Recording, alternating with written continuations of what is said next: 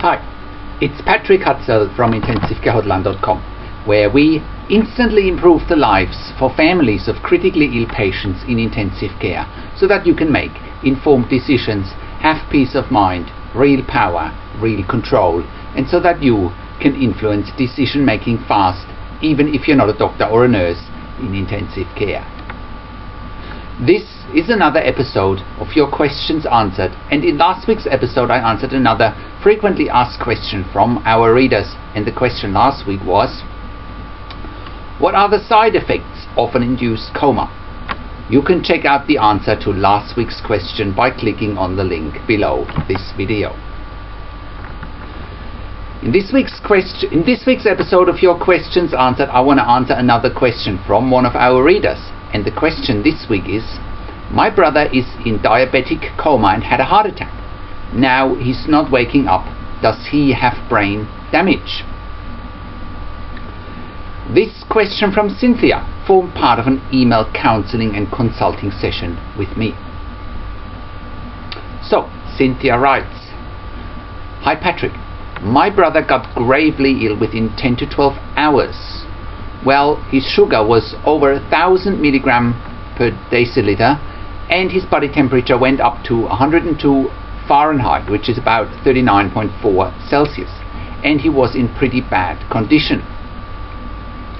My brother is only 52 years old, and he has been suffering from insulin-dependent diabetes for many years.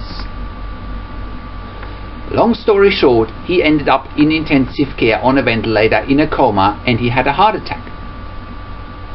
So they now have him on the breathing tube and the ventilator. He has a urinary tract infection, but before that, one of the ICU doctors told me to go home and start calling the rest of the family to prepare them for the worst. This was on Friday, 29th of January. Today is Sunday, the 31st of January.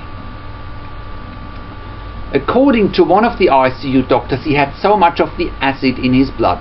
They got that under control with fluids and some medications eventually. He also has an arterial blood pressure line, as his blood pressure was very low, 100 at the most, and it also went down as low as 25, and they started him on blood pressure medications. So the ventilator was helping him to breathe because of all the problems: the low blood pressure, the high sugar with the ketoacidosis. It was as high at 6.4 in his blood. Normal ketone levels are 0.6 to 1.5. Well, that cleared up eventually, and so they got him stable. But it turns out that he had a slight heart attack when they tried to take him off the ventilator and get him out of the coma, so they had to leave it in for now. My concern is he isn't following commands and he doesn't open his eyes. They're talking about a balloon procedure for the arteries, so my concern is that could he be brain dead because of all those problems and the heart attack. Not following commands, no eye opening, no body movement, but they told me he did open his eyes before the heart attack and he has now a delayed response, which I don't think so. I'm so afraid he's going to have some kind of brain damage. So what should I be asking the doctor? As I know, my brother doesn't want to be in any vegetative state or not a normal life. How long should I address of trying again with the ventilator? Thank you so much if you can respond as soon as possible, because I don't want him to suffer at all. Thank you, from Cynthia. So here's my response. Hi Cynthia, thank you for your question and thank you for using my email counseling and consulting service. So let's just look at the bigger picture here first before I address your questions in detail. Your brother has long-standing diabetes and is insulin dependent. He went into a hyperglycemic diabetic coma with high blood sugars, ketoacidosis and low blood pressure. He's now in intensive care. He's now in intensive care in a coma on a ventilator and had a small heart attack, and you are worried that he has some sort of brain damage or that he may even be brain dead. The doctors have told you to rally the rest of the family to prepare for the worst. Now, let's look at what has really happened, and let's look at how to interpret the information that you have accurately. A diabetic coma is a reversible form of a coma found in people with diabetes. It's normally a medical emergency type of situation. When the combination of diabetic coma and the diabetic ketoacidosis, also known as DKA, is advanced enough to result in unconsciousness from a combination of severe hyperglycemia, dehydration, shock and exhaustion, it usually leads to coma, mechanical ventilation with a breathing tube, and admission to intensive care. So, this is clearly what happened to your brother, and with his high blood sugars in excess of 1,000 and with his ketone levels at 6.4, he's clearly at a point where ICU intervention was necessary to save his life. I've also written an article and shot a video about what is an induced coma and why is my critically ill loved one in an induced coma. If you want to check that out, again, go and click on the link below this video. And I wrote that and I put that in there because your brother was probably in a coma that was not induced initially, but was probably induced eventually. And I come to that in a moment. So your brother will now need frequent blood tests, especially arterial blood gases and a larger amount of intravenous fluids. An insulin infusion will be required to ensure a reliable source of insulin, and the blood sugar levels will be checked frequently. This will be done hourly to start and then less often as the blood sugar level stabilizes and falls. An arterial catheter has been inserted for frequent blood tests such as blood sugar levels and electrolytes checks such as potassium, magnesium, osmolality, blood concentration and acid-base status, as well as regular arterial blood gas checks for ventilation. Things like oxygen levels and carbon dioxide levels will be checked as well in the arterial catheter. Once the blood sugar levels have been controlled, a glucose infusion will probably be started to prevent the blood sugar levels from falling too quickly. A urinary catheter will be used to accurately monitor hourly urine output and the amount of ketones in the urine. The amount of ketones in the urine is a good indicator of whether the diabetic ketoacidosis is resolving and your brother's condition improving. It sounds by what you are describing that your brother had a very fast and very critical onset of the diabetic coma with his sugars in excess of 1,000 that led him to lose consciousness quickly. It is what happens when blood sugar levels spiral out of control quickly. With the low blood pressure, your brother would have been started on inotropes such as adrenaline, noradrenaline, dobutamine or milrinone. Especially with his blood pressure as low as 25, you have reasons for valid concerns, especially in light of his heart attack. Now, you are concerned about your brother not waking up and not following commands yet. You also want to know what questions you should be asking the doctors. We have created a general resource for what questions you should be asking, and you can check it out again below the video if you click on the link. The resource is 7 questions you need to ask the most senior doctor in intensive care if your loved one is critically ill. Initially, your brother would have been in a natural coma, as the diabetic coma and the ketoacidosis would have let him slip into a natural coma. Eventually, the intensive care team might have used additional sedation like propofol or midazolam, as well as opiates like morphine or fentanyl, especially with the heart attack.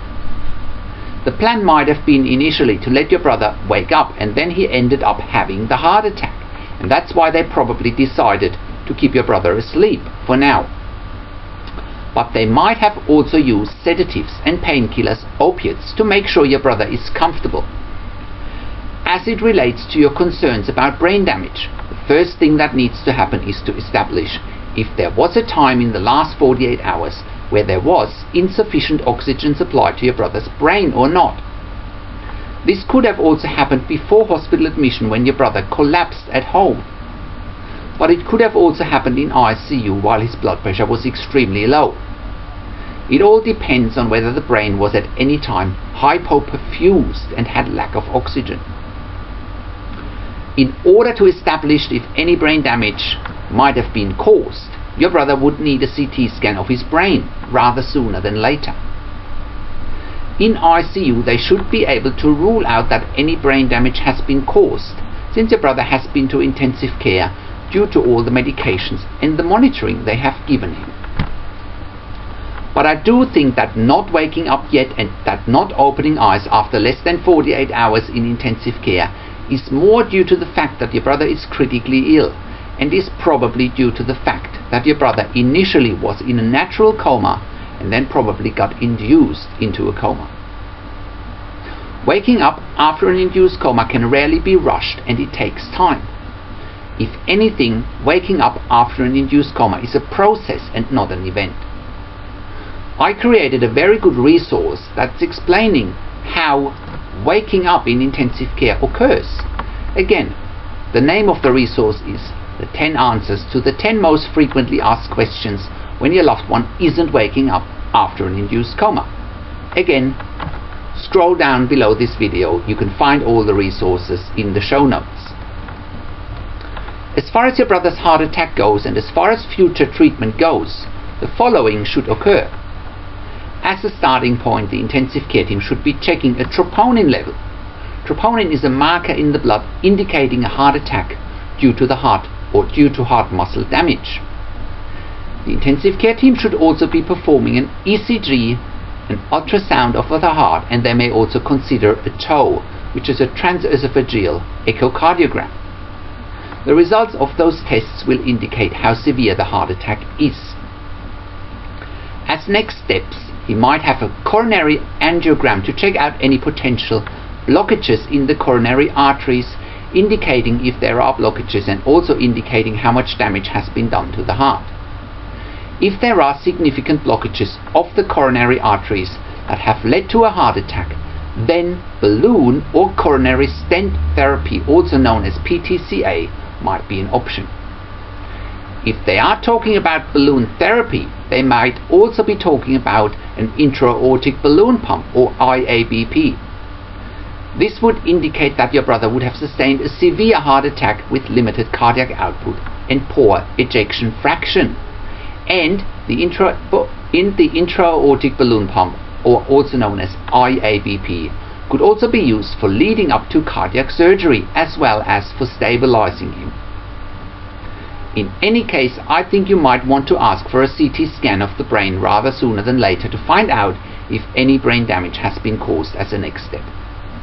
You might also want to find out what happened prior to your brother having gone into a diabetic coma to make sure there was nothing that could have been prevented in the first place. I really hope that helps, Cynthia. Please let me know if you have any more questions. I wish you and your family all the very best. So, how can you become the best advocate for your critically ill loved one, make informed decisions, get peace of mind, control, power and influence quickly whilst your loved one is critically ill in intensive care? You get to that all-important feeling of making informed decisions, get peace of mind, control, power and influence when you download your free instant impact report now by entering your email below. In your free instant impact report, you learn quickly how to make informed decisions, get peace of mind, real power and real control, and how you can influence decision making fast whilst your loved one is critically ill in intensive care. Your free instant impact report gives you in-depth insight that you must know whilst your loved one is critically ill or is even dying in intensive care. Sign up and download your free instant impact report now by entering your email below. In your free instant impact report, you learn how to speak the secret intensive care language so that the doctors and the nurses know straight away that you are an insider and that you know and understand what's really happening in intensive care. In your free report, you will also discover how to ask the doctors and the nurses the right questions, discover the many competing interests in intensive care and how your critically ill loved one's treatment may depend on those competing interests. How to eliminate fear, frustration, stress, struggle and vulnerability even if your loved one is dying. You get 5 mind-blowing tips and strategies helping you to get on the right path to making informed decisions, get peace of mind, control, power and influence in your situation. You'll get real-world examples that you can easily adapt to your and your critically ill loved one. How to stop being intimidated by the intensive care team and how you will be seen as equals. You'll get crucial behind-the-scenes insight so that you know and understand what's really happening in intensive care and how you need to manage doctors and nurses in intensive care, and it's not what you think. Thank you for tuning into, and I'll see you at the update. Make sure you also for more tips to support at intensivecarehotline.com with your questions, or you can call me. Find international phone numbers on our contacts tab. Also, check out our ebook section where you get more ebooks, videos and audio recordings, and where you can also get one-on-one counselling and consulting with me over the phone, via Skype or via email by clicking on the products tab. This is Patrick Hutzel from intensivecarehotline.com, and I'll see you again next week in another update.